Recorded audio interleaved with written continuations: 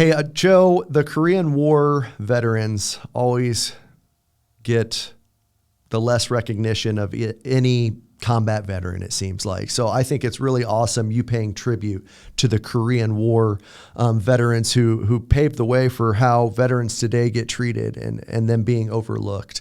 Can you just give us kind of your background on the 38th parallel and what it meant to you to do this project?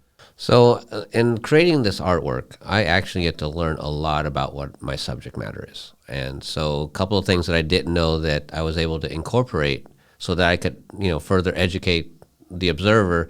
And one of them is the title. So I had several, individuals participate in installing screws. Benjamin Rattan and Chappie, the chaplain for the USS Midway.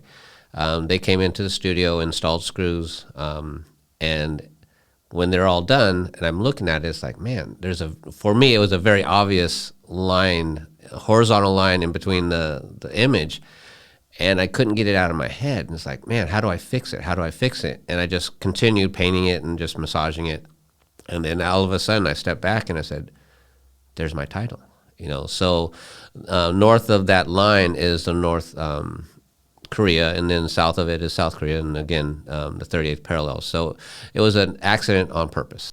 That's a good accident to have. It is. The other real special part of this, I met a veteran, previous Veterans Day 2021. I had an art piece there. It's called Stand Together Flag. It's a flag made of 4,300 drywall screws. Now there's over 500 veteran signatures from World War I all the way to global war on terrorism, and all branches of service.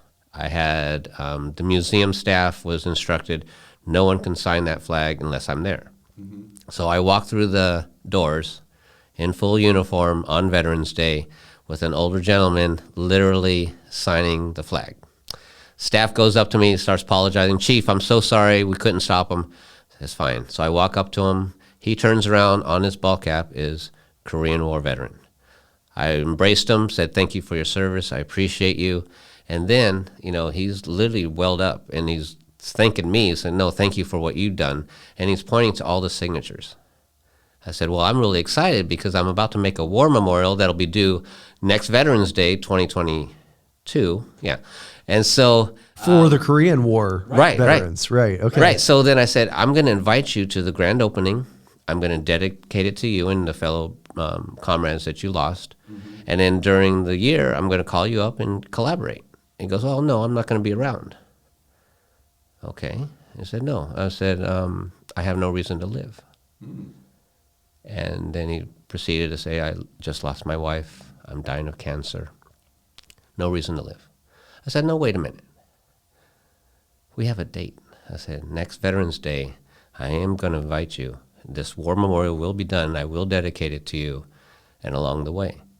So then he's nodding his head, smiling, and his daughter next to me goes, Chief, I haven't seen him smile in I don't know how long. I said, okay. He said, no, you don't understand.